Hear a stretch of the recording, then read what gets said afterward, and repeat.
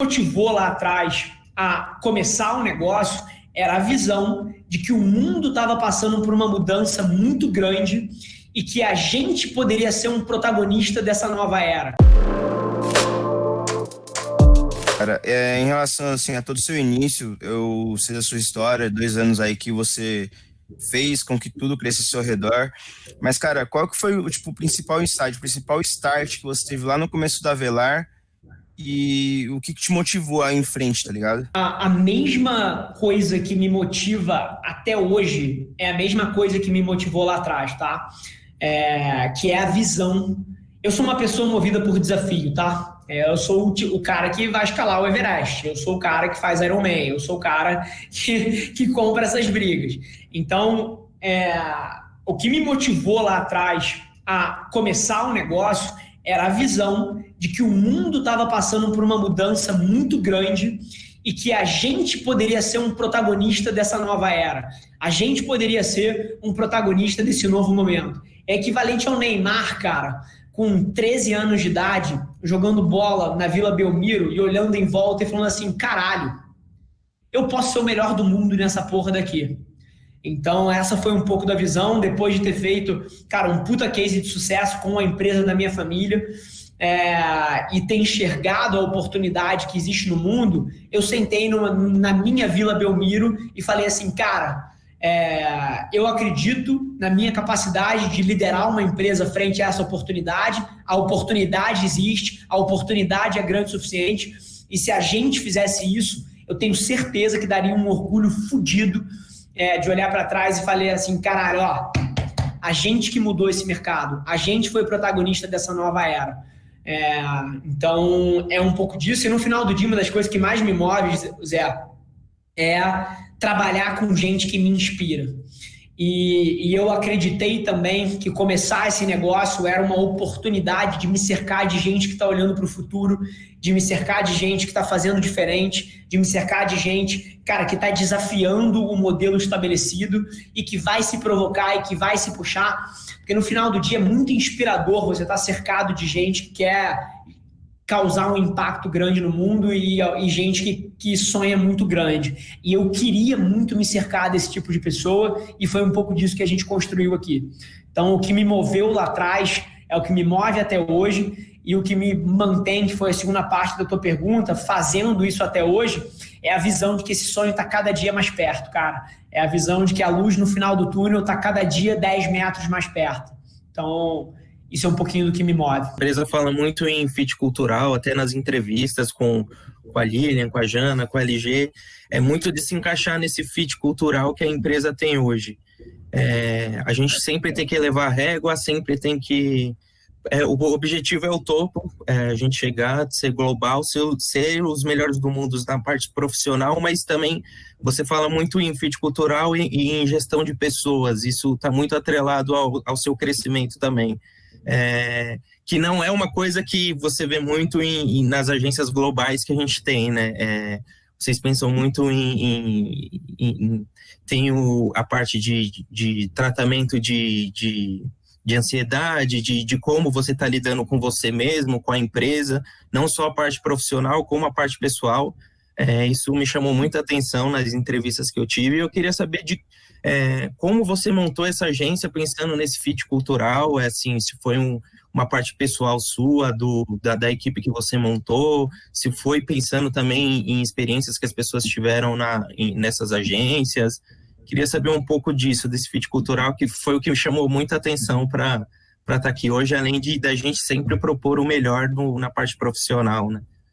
Boa, bacana, Igão. Cara, duas coisas. Pro tanto que eu falo, porque na maioria das vezes, quando eu entro numa sala, é uma sala parecida com essa, onde existe a expectativa que eu fale, né? Então é por isso que eu falo muito. Mas pro tanto que eu falo, eu ouço 1000 vezes mais. Então, assim, você tá certo quando você diz que parte do que a gente fez aqui, a gente fez ouvindo tudo que estava de errado lá fora. A gente fez ouvindo um pouco, cara, do que a gente acreditava que seria um modelo superior a outros lugares. E no final do dia, o lugar onde a gente chegou, cara, é um lugar que foi co-construído por diversas pessoas que eu admiro e que eu confio, a Lilian e o Diego, dentre elas, da nossa parte de gente de gestão. Então, é um somatório de grandes mentes pensando em como fazer diferente. Mas no final do dia foi curioso, porque o lugar onde a gente aterrissou como empresa é um lugar onde eu sempre estive. Então, você falou ali de profissional com pessoal e etc. Cara, aqui dentro a gente acredita que essa distinção não existe. Cara, se você não está bem no teu trabalho, você não vai estar bem na tua vida. Se você não está bem na tua vida, você não vai estar bem no trabalho. E no final do dia é muito louco, porque o celular, ele meio que acabou com essa distinção, né? Se você volta 20 anos atrás, quando você saía do trabalho, você ainda não tinha smartphone, não tinha internet, não tinha nada disso. Quando você saía do trabalho, cara, às 7 horas da noite lá e chegava em casa, o teu trabalho não te acompanhava, né? Então, ele não te seguia para casa. Ao mesmo tempo, quando você entrava no trabalho às 9 da manhã, às 10 da manhã, a tua vida pessoal não te seguia para dentro do trabalho, né? Você entrava na bolha do trabalho ali, você não tinha contato com seus amigos, você não tinha WhatsApp, não tinha redes sociais, você não tinha nada. Então, é como se tivesse uma rachadura na vida das pessoas. É muito esquizofrênico isso, né? Porque você era uma pessoa só, você era um ser humano. O Igor sempre foi o Igor. Nunca existiram 2 Igor. Só que quando você saía do trabalho, você era um Igor, e quando você entrava no trabalho, você era um Igor. Você tinha uma rachadura na sua vida. E com o celular, olha que loucura. A sua vida pessoal hoje em dia está dentro do trabalho, né? Porque provavelmente, cara, enquanto eu tava falando pra caralho aqui, você abriu o WhatsApp e você viu uma mensagem do teu irmão, da tua irmã, ou um grupo da família, ou um amigo te mandou um direct message, ou você abriu o Instagram e viu uma foto de um primo. Então, em teoria, você tá no trabalho, mas você tá na sua vida pessoal. E, em teoria, cara, quando você tá em casa também, às vezes chega um e-mail, chega uma mensagem, ou seja, o seu trabalho também tá na sua vida pessoal. Então, cara, a visão para que uma empresa seja bem-sucedida, uma vez que você entende que uma empresa é montada de pessoas, é você olhar para esse ser humano como um todo. Você tem que olhar para o lado pessoal dele, você tem que olhar para o lado profissional dele, porque no final do dia não existe essa separação, cara. Você é o seu trabalho e o seu trabalho é a sua vida, e a sua vida é o seu trabalho, e os seus amigos são a sua vida. É tudo um Igor, é tudo uma coisa só. Não existe o Rafael trabalho, o Rafael vida pessoal. A minha cabeça aqui, ela tem as angústias da vida pessoal, ao mesmo tempo que tem as angústias do trabalho, e os meus amigos podem estar dentro do trabalho, podem estar... Cara, é tudo uma coisa só. Então, na hora que você reconhece isso, você percebe que você precisa cuidar das pessoas como um ser humano integral, e não um ser humano dividido. Então, passa, de alguma maneira, a ser responsabilidade da empresa de te ajudar a lidar com o seu lado pessoal também. Então essa é um pouco a visão. Eu sempre lidei com isso dessa forma para mim, e eu acredito que isso sempre me gerou muita felicidade, porque eu nunca me enxerguei como 2 pessoas, né? O meu trabalho faz parte do meu projeto de vida, e o meu projeto de vida faz parte do meu trabalho. Então a gente precisa, como empresa, também ser protagonista em ajudar as pessoas no lado pessoal delas. Eu estava pensando em como você começou. Tipo, começou no quintal de casa, começou com uma empresa já dos pais. Como que foi essa trajetória? Boa.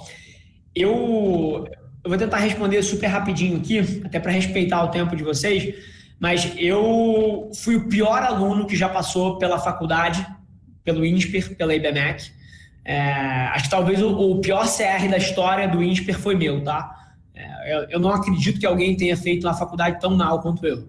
E aí, cara, logo depois que eu me formei, eu fui trabalhar numa empresa do meu padrasto, do marido da minha mãe, que era uma empresa pequena, tinha 8 funcionários, estava numa crise muito grande, a empresa estava muito mal, estava com dívida, a gente tinha 3 milhões de dívida bancária na família, assim, um desastre. Tinha vendido apartamento, tinha vendido carro, assim, a família estava realmente muito mal.